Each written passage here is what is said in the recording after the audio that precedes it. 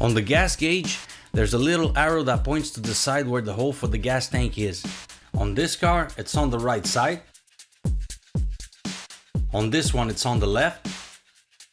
And on this one, it's on the left too. This tip can be useful if you rent or borrow a car, or if you often use different cars.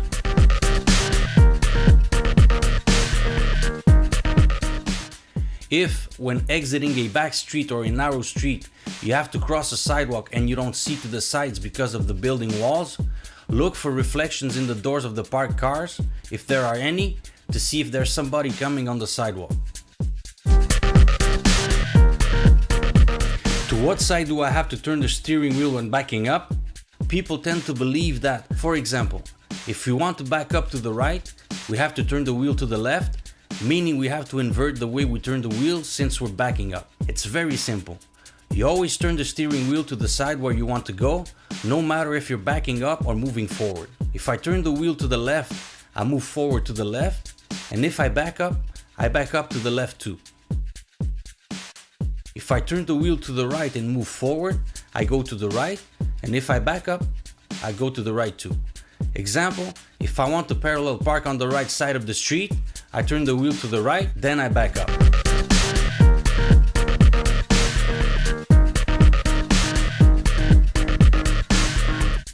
Another tip related to the steering wheel, especially when doing 90 degrees parkings, is how to know if the wheels are straight. For the wheels to be straight, the steering wheel also has to be straight. But there are 3 positions where the steering wheel can be straight. Wheels straight, 1 turn to the left, and 1 turn to the right. So, to know if the wheels are straight, we straighten the steering wheel no matter what its actual position is, and we move forward a bit. If we go straight, it means the wheels are straight. If we go to the left, we turn the steering wheel 1 turn to the right and the wheels are straight. And if we go to the right, we turn the wheel 1 turn to the left and the wheels are straight.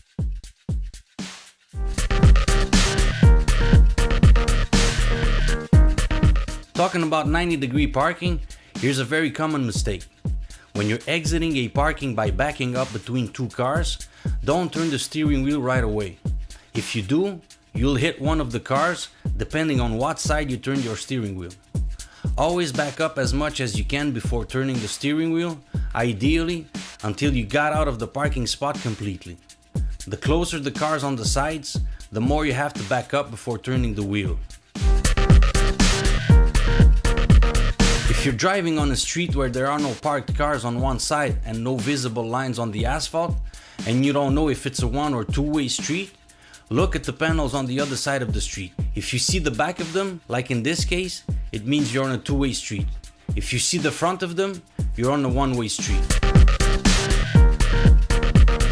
Here we're approaching an intersection where the stop sign on our side is completely hidden by a bush and we only see it at the last second, which is very dangerous, especially if the cars coming on the other axis don't have a stop sign.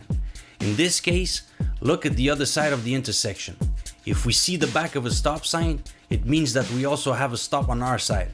Same thing here with the truck blocking the stop on the right side.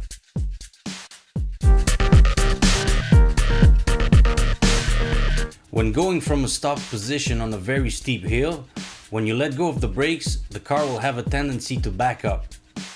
If you have a car with an automatic transmission, hold the brake with your left foot and accelerate while letting go of the brake. If you have a manual transmission car, hold the handbrake and lower it while letting go of the clutch and accelerating a bit. When you try to start the engine and the ignition key won't turn because it's blocked, it's because the steering wheel is also blocked.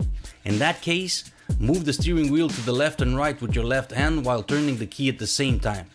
Most of the time, the steering wheel is blocked because we tend to lean on it while exiting the car.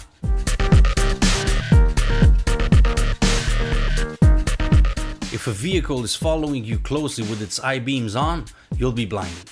By pulling the small lever underneath your central rear view mirror, you'll still see what's going on but won't be blinded anymore. I hope you liked this video. Thanks for watching.